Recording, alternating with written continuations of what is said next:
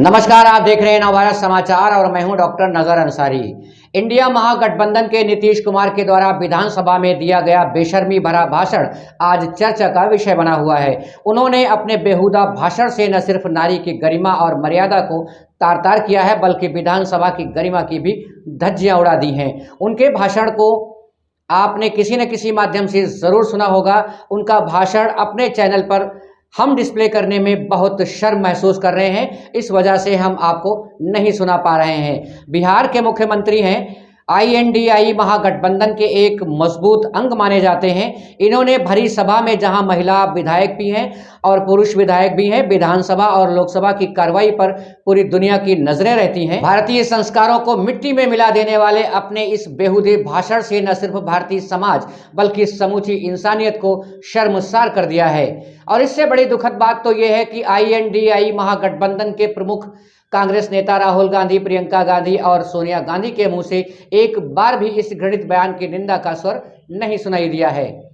नीतीश कुमार के बेहुदा भाषण से भारत देश के वरिष्ठ नेता सुधांशु त्रिवेदी ने अपनी पीड़ा कैसे बयां की, उनके मुंह से सुनते हैं।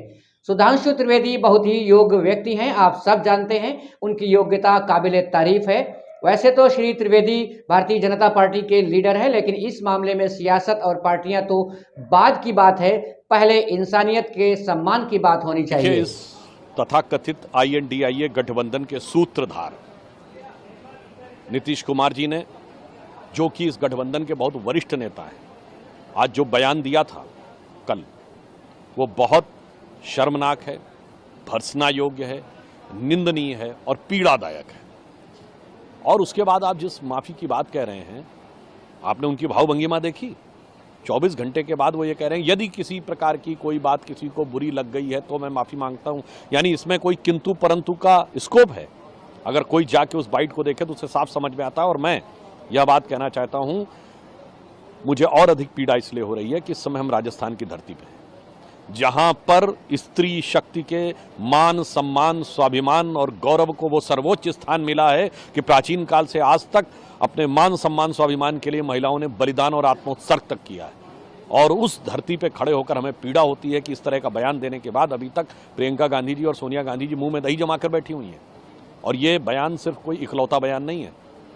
कांग्रेस पार्टी, इसी राजस्थान में उनके एक वरिष्ठ नेता ने, जब ये बात आई कि बलात्कार के मामलों में राजस्थान सबसे ऊपर स्थिति में पहुंच गया है, तो उन्होंने मजाक उड़ाते हुए कहा था ये मर्दों का प्रदेश है इसलिए बलात्कार होता है। इसी गठबंधन के मुख्य दल कांग्रेस के नेता प्रतिपक्ष ने महामहिम राष्ट्रपति जी के लिए राष्ट्रपत्नी शब्द का प्रयोग किया था। इसी गठबंधन के एक प्रमुख नेता बलात्कार के ऊपर लड़कों से गलती हो जाया करती है ये बोल चुके हैं। इसलिए ये इनकी एक स्थापित निचले स्तर की मानसिकता का प्रतीक है महिलाओं के बारे में।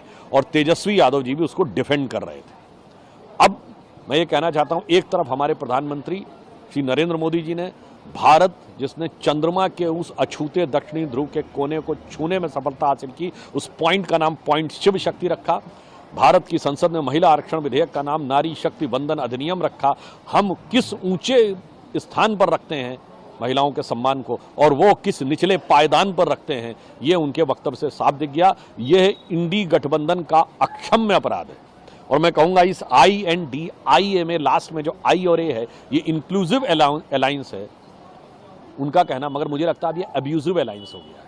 अभी एक दूसरे को तो अब्यूज कर ही रहे थे, कोई किसी को चालू पार्टी बोल रहा था, कोई किसी को चिरकुट पार्टी बोल रहा था। भाजपा के प्रति, मोदी जी के प्रति अब्यूजिव करते रहते हैं। अब तो पूरी नारी वर्ग के प्रति उन्होंने ऐसी भाषा का प्रयोग किया। इसलिए यह बात हम क्षोभ, आक्रोश और पीड़ा के साथ कह रहे हैं कि ये भारत के राजनीतिक इतिहास में किसी संवैधानिक पटन यानी विधानसभा पे दिए गए सबसे निम्न स्तरीय बयानों में से। दोस्तों, ये वीडियो कैसा लगा? अच्छा लगा हो तो दोस्तों को भी शेयर कर दें, ताकि एक एक व्यक्ति को ये पता चले कि हमारे देश में कुछ लीडर ऐसे भी हैं जो भरी सभा में बेहुदे और बेशर्मी भरे बयान देने से नहीं कतराते। मिलते हैं अगले एपिसोड में। नमस्कार।